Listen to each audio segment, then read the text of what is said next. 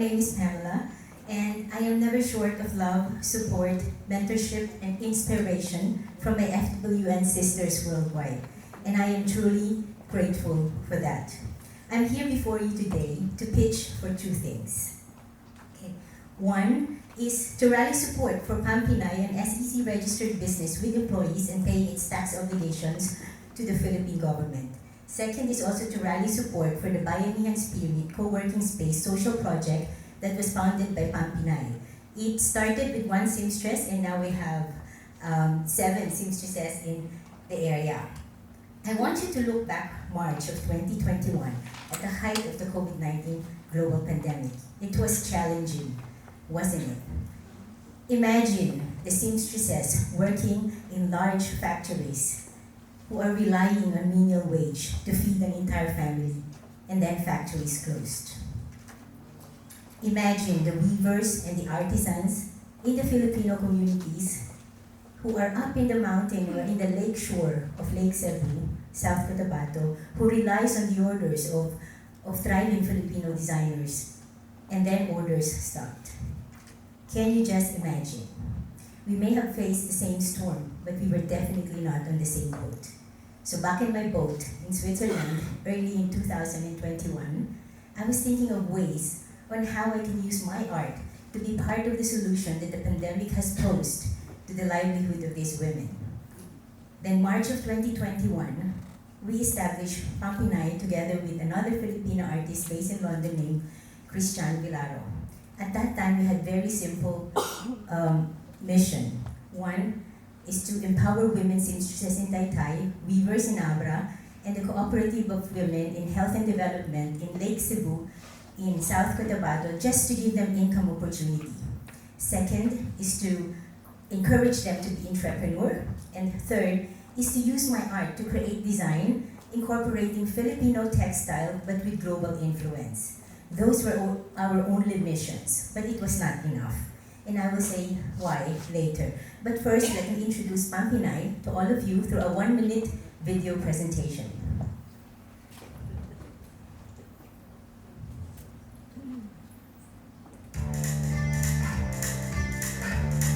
From the Philippines to Switzerland, from Manila to London, a truly world-class collaboration is born. PamPinay, a fashion-forward brand created to promote Filipino entrepreneurship and creativity, while championing sustainability and social responsibility within the fashion industry. Firmly anchored in Filipino culture, PamPinay promotes a breadth of artisanal talents, combining local craft such as indigenous weaving with custom-made prints from Filipino artistry. Designed in Switzerland and London and crafted in the Philippines, it is fashion produced through the power of Filipino talent and collaboration. PamPinay, made in the Philippines, ready for the world.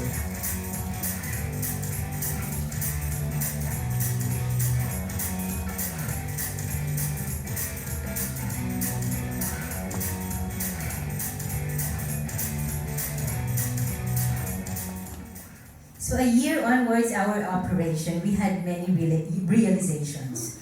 Okay, we realized that it's not enough to empower them. The isang kahit, isang tuka method will not empower them. We face many challenges like they have no space to put the sewing machine, they can't afford to buy sewing machine, they have no entrepreneurial skills, and they need to upskill. So those are the major challenges that we face. So we built a Bayanihan co-working space for them. We funded it through our personal funding and also our initial profit. Before the Bayanihan Spirit co-working space, this is our space. This is their space. It's a makeshift backyard sewing atelier. After we built the 40 square meters, it's still far from being finished. This is how it looks. But now it can house 7 seamstresses with 7 sewing machines, 1 embroidery, and now they can get orders from local government making basketball shirts and uniform and all that. We try to veer them away from making items like imitations or from Changi pieces because they get paid 12 pesos or 20 cents a piece to create those pieces. Yeah, so here I'm working on the Bayanihan co-working space to give them ideas on how they can create pieces that's not for imitation only or for Changi. So these are some of the people that's part of the Bayanihan Spirit co-working space. Yeah, so the social problem that we have is that we have become a society of mainstream brand supporters. So I would like to encourage everyone to give Filipino designers a chance and adapt and put some in your wardrobe. And I'm actually seeing it, a lot of you here nowadays, so I'm really happy. Second is that no lenders to low-income household, and that no available platform or training for those seamstresses, so their children will end up to be making imitations as well, and no free platform for training, and also that fast fashion pays so low. So the theory of change, to make it quick, is that to create a brand that 100% Filipino made, that we can be proud globally, create income opportunities continuously for the seamstresses in the depressed areas of Metro Manila, to give weavers continuous also opportunity, to give employment to those who have minor criminal records, to give employment to those who are discriminated through their non-binary affiliations, and lastly, to encourage youth to be entrepreneurs and become better in creating designs. Yeah, so like I said, encourage style based on meaning, culture and social impact that could create viable source of income for these seamstresses. Create employment opportunities and promotion of 100% Filipino-made crafts from the master artisans of our indigenous communities.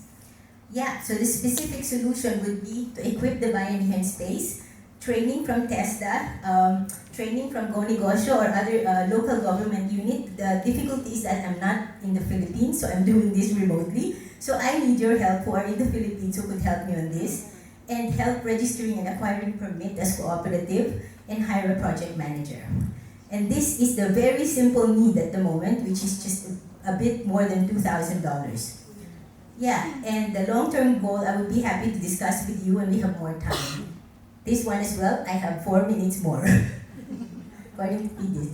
Yeah, so the long-term scaling strategy is acquiring another space. So that requires more. It's 80 square meters in the area, get planning permission, then build an extension, annual training program, scholarship for youth, and set up a sample lab for young Filipino designers who doesn't have sewing machine or who doesn't have a space. They can just go there and start designing and then start their own business.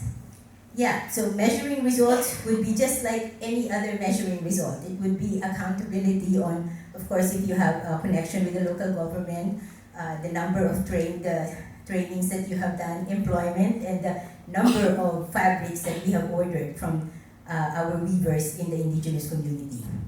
Yeah, so quality control is the highest risk that would pose in our operation, but we are going to do a quality control sheet and trainings for all these seamstresses.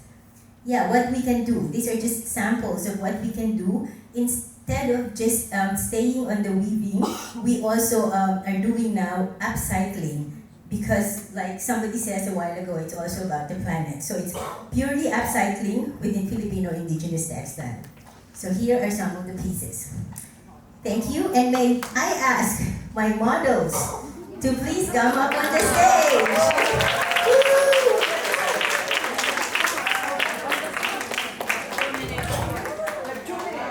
We have 2 minutes for models to come, please.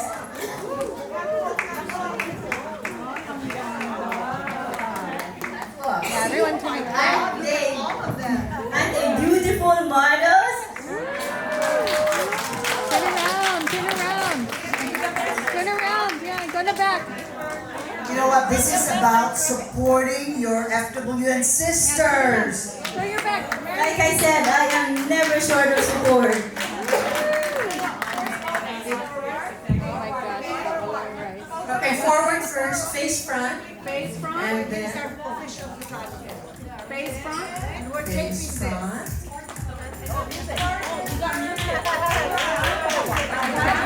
Forward.